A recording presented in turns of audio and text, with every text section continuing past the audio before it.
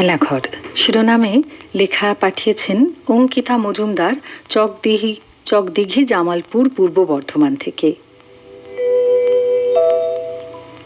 দেখতে দেখতে কতগুলো মাস, কতগুলো বছর পেরিয়ে গেল।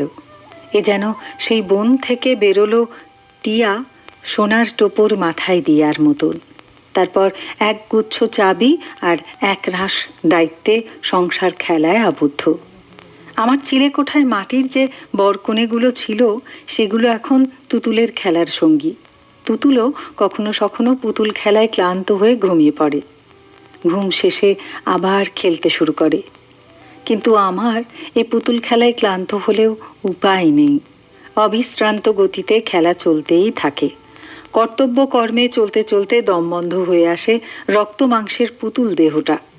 তখন আর ফেলে আসা স্কুল বাড়ি, মাঠের আড্ডা, হাজার হই হুল্লোড় হাতছানি দিলেও ফিরে যাওয়া যায় না। পিছু টান বারংবার ডাক ছাড়ে, গোমড়ে কাঁদে মন কেমন। তবুও থামতে নেই, থেমে থাকতে নেই গৃহবধূদের।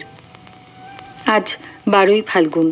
সকাল থেকেই নহবতের সুর একটা গভীর উন্মাদনা বিছিয়ে রেখেছে। সারা বাড়িটা গমগম করছে। সোমার মনটা ভারাক্রান্ত, কারণ আজ তার তুতুলের বিয়ে। তার মায়ের মতো তুতুলও আজ খেলাঘরে প্রবেশ করবে, সমস্ত রঙিন আলো বিসর্জন দিয়ে। মেয়ের বিদায়ের দিন সোমা মেয়ের হাতে সেই রংচঙে খেলার পুতুলগুলো বাড়িয়ে দিয়ে জানায়, এই পুতুলগুলো যত্নে রাখিস মা, যারা তোর জীবনের কিছুটা সময় হলেও সুখ এনে দিয়েছিল, সর্বোপরি ধারণা দিয়েছিল নিয়তির এই পুতুল খেলার।